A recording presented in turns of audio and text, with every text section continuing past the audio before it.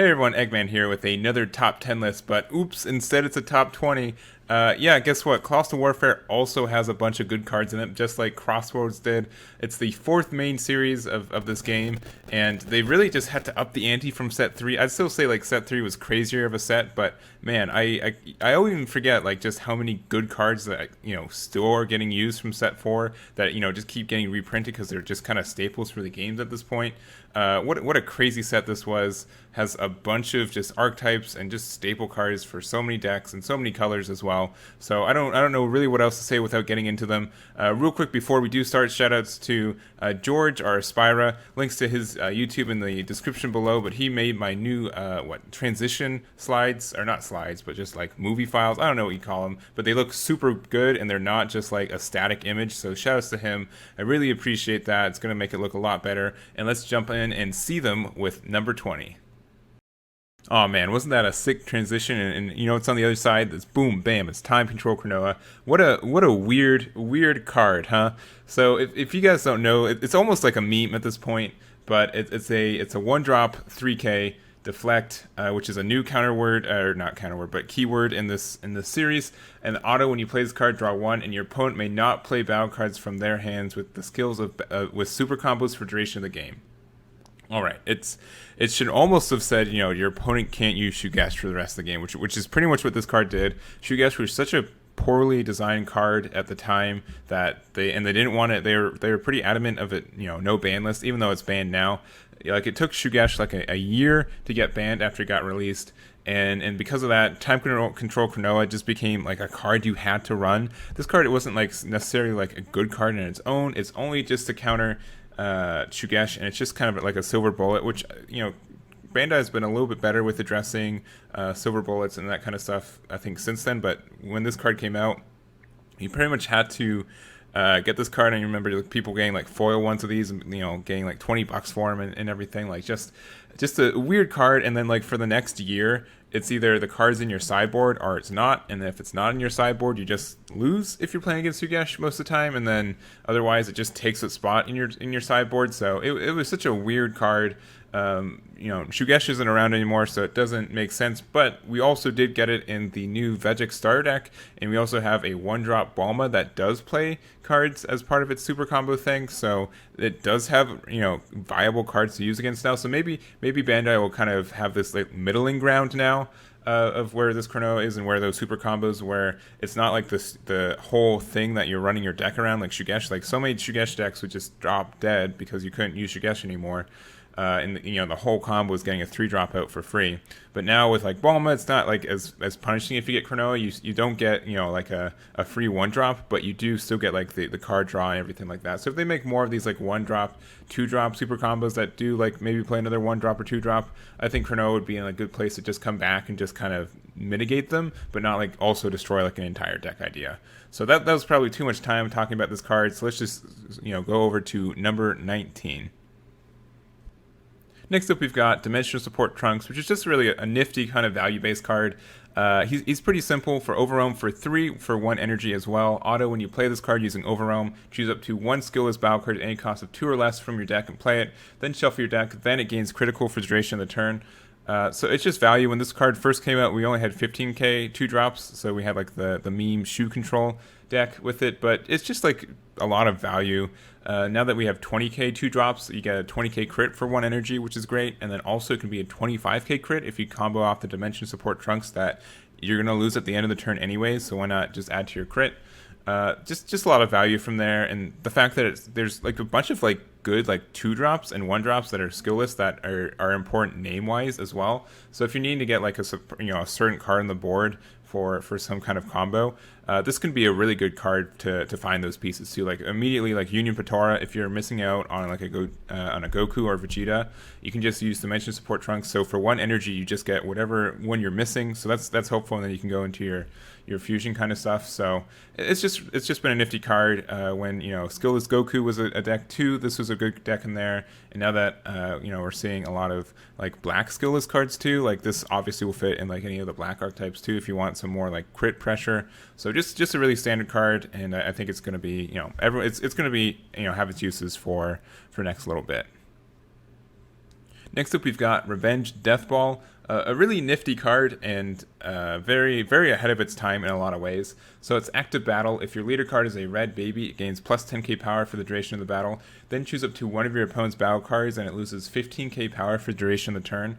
This was a very specific card. It really only works for 2 leaders. It's the red baby that came out for this set, and then there's also a draft box Vegeta baby that came out as well.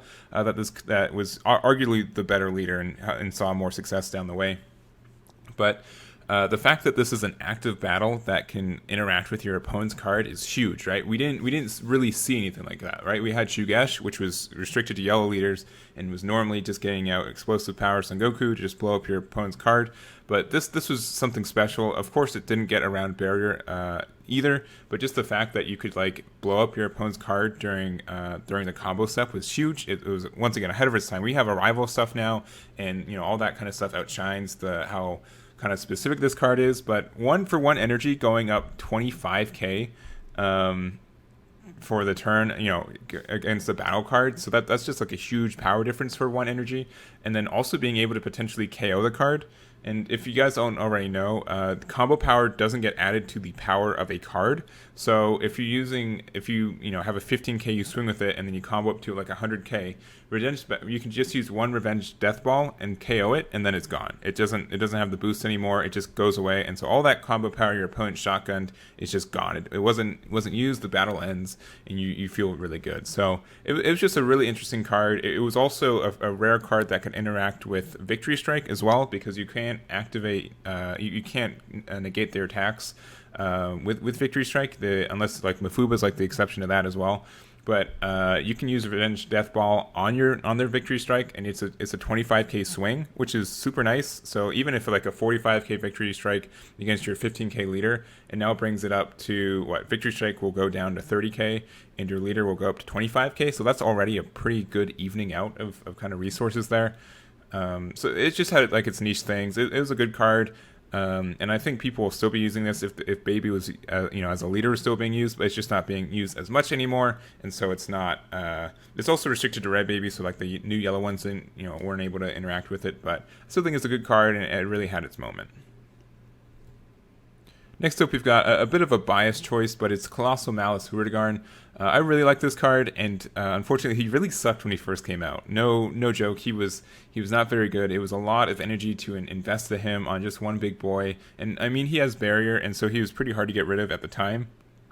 But he just doesn't really do much. He's just kind of like a grindy kind of battle card that once he's out, you're feeling kind of good, but he doesn't really do enough. I don't feel like he. Especially like on how much energy you have to invest with him when he first came out, he was just a little bit too slow on that. He did get a kind of a rework with the not the dash pack, but with like the reboot. I don't remember what the promos are called, but he got the 7-drop Hurrigarn that you can just play for free, and then you can just EX evolve on him on turn 4. So just a lot less hassle with doing that, and a lot easier for him to get out. So then he kind of got good, and there was a time last year, right around this time, that a deck came out, especially with all the new like multi-counters kind of stuff. Like Blue-Yellow Hurrigarn was the deck that I piloted, which I had a lot of success with, and I know a lot of other people did. So I think he was a cool card that had his time. And he's also kind of a little bit high up on this list too, because we know that he's getting new support in the new Draft Box 6 as well. So there could be some potential with this card being good again with that. So I don't know. It's kind of maybe a hopeful, maybe a little bit too high of a place for him. But I like the card a lot, and he does a lot. So here he is. All right, I didn't know where I wanted to put this guy. I knew he had to be on the list, and not just because he was eroded, because he would have been too powerful otherwise, but I think he kind of had some moments of success and all that. If you don't know about this guy, this is Triple Flash Super Saiyan 4 Son Goku. He's an EX Evolve for 1 red on a Son Goku with any cost of 5 or more, which was really easy to get out, especially with Shugesh kind of stuff going on. You could Shugesh out the 3-drop Goku that when you had 4 or less life became a 5-drop on the board, which meant you could just do, for 1 energy, you could just get this guy out and with a Shugesh. So obviously there's a lot of ways to get him out. He's got Deflect, which meant no Crusher Ball, which was huge at the time, and also no Cold Bloodlust as well, so that was a huge boon for him. And Triple Strike, and then auto when you play this card, draw 2, and you may not activate EX Evolves for the duration of the turn. So there was like some like protection on him too. You couldn't just like EX Evolve on top of him indefinitely, or you can't go into like the secret rare from last set either. But additionally, if this card's power is 40k power, or sorry, is 40k or more, your opponent may not activate counters during battles where this card is attacking, which is also very good. So, just getting like a 40k triple strike that your opponent can't activate a counter for, and this is before like any like arrival stuff or stuff going like activate battle, like being able to be played during the battle step and all that kind of stuff. So if you could get this guy out with enough power, he could really successfully end the game. And then he got errated to this. What is it? Permanent. If this card's power is 40k power or more, and your leader is a red Saiyan card, your opponent may not activate counters during this battle where this card is attacking. So there's a lot of good red Saiyans. I know there's Pan. We talked about Pan last set, but Pan doesn't really help out this card as much as it would, and was just kind of a different playset. But it just kind of ruined this card in a lot of ways, the errata. And the reason that it was errata was because we had Shenron coming out in set 5, and with Shenron's Final Wish, you could give him plus 10k, which made him a 40k automatically and triple strike.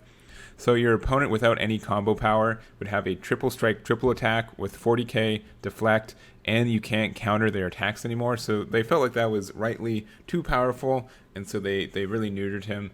So I don't know. I just felt like he had to just be mentioned. He was good, and then they had to neuter him, and then he wasn't really used anymore. There's more red Saiyan leaders, so I think there could be some potential for him in the future. But we're just not seeing as much Goku GT kind of stuff going on. So I don't know. I've just got a soft spot for him, but I don't know. Maybe he was put too high on this list, but I definitely thought he deserved a mention. Next up, we have the Demograph leader, and I say the Demograph leader because there's only one. And I also said both pronunciations for it because one, I psyched myself out. I don't remember which one I usually say, and two, I don't know which one the correct one is. There's probably one that's correct, but I've heard it both ways, so we're saying it both ways. So everyone's upset. If you don't know what he does, auto when this card attacks a leader card, place 3 cards from the top of your deck and you drop. If all the cards placed in your drop area are black, draw 1. It's an untapped 2 leader, and then it has this skill called Wormhole, so you can activate Overwhelm and Dark Overwhelm up to 2 turns, or up to a total 2 times a turn. And then auto when when this card attacks, draw 1, and once per turn active main, choose up to 3 black battle cards in your warp and place them and then drop. So this was like the Overwhelm leader. We had kind of had like some potential ones for him, and like Mass Saiyan from the Star deck from set 3 was also a good leader for that. But he had a lot of potential, just the fact that he had like some card draw that he could do really easily, and he was really good for filling up the drop area. The bad thing about him is that you pretty much have to run only black cards, which is pretty hard at conception. There's like 50 cards exactly you could put into him that would make sense, but he had his own little archetype too, which only got better a year later when they had the expansion structure decks, the one with Goku and Broly. He got a new Demograph that was only restricted to him, but had self-awakening, had some free minions being played, and was just really reinvented the leader. So just and the card was searchable too with any of the like previous cards. So like he's had his stunts, especially when we had when we had Turtles, the Turtles promo active too. He was just a really good card to put in this Demograph. So he had some time for just being like a really hyper aggro leader and all that. We'll probably see some more of him. It's really looking like Draft Box 6 is like going to be like helping out Series 3 and Series 4 kind of decks. So he'll probably be, I don't know, he'll have some support there, but I think he's a cool leader. He definitely still holds up today. Like he still has like the base minimum of being able to generate card value by himself and also filling up the drop area for your Overwhelm. And being able to Overwhelm twice in one turn can kind of catch your opponent off guard, I think, a lot of times too. So there's a lot of potential for that too. Next up, we've got Apocal Garage Great Ape Baby. Pretty much the boss monster for like the baby evolve chain kind of thing that this set had, and he's a pretty good boss monster that's kind of stood the test of time, a lot better than Huragarn, at least if you ask me. So he has an evolve for 2 red and 2 colors on any color baby. This could be like a 1-drop baby, it could be a yellow baby, anything. It's just you can evolve onto it, which is really like lackluster. Like I'm surprised it's not restricted more. but it also has triple strike and auto. Once per turn, when this card attacks, or your opponent plays a battle card, if your lead card is a machine mutant, draw one card, then choose up to one of your opponent's battle cards. It loses 20k power for duration of the turn. Being able to have this auto once per turn that, you know, gets a +2 essentially. You get to draw a card and KO one of your opponent's cards, you know, essentially if they have cards to KO, is great. And just the fact that it works on both players' turns, and as long as this card survives, which was pretty easy for this card to survive for a while, since it was a 30k. It doesn't have any barrier or deflect, so that's you know, as time went on, it was a little bit easier to get rid of this guy. And then people started using strategies of Universe 7 to give it barrier for the turn, which is helpful enough. So he's just had his time in the meta for a while. He's not like a perfect finisher anymore, but definitely when Red Yellow Baby was, you know, at its height last year, he was a cool tech card to put in the deck because everyone was still running the 5-drop Vegeta Baby anyways, that you could, you know, cheat out this guy out with. You could cheat out any of the other babies with it as well, but just being able to cheat out this guy if you're playing more controlling matchup or more value based was very helpful as well. So he's always been just a good card in the archetype. The archetype's not doing as much right now, but if the archetype comes back, I feel like he can have his potential to shine again. We've got at All Costs Vegeta, just a very good like value card in so many ways. So he's a 4-drop 20k for 2 blue. He's a Vegeta, which is a good name to have. He's also a Saiyan and a Universe 7 too. Like the Universe 7 tag was super huge for him.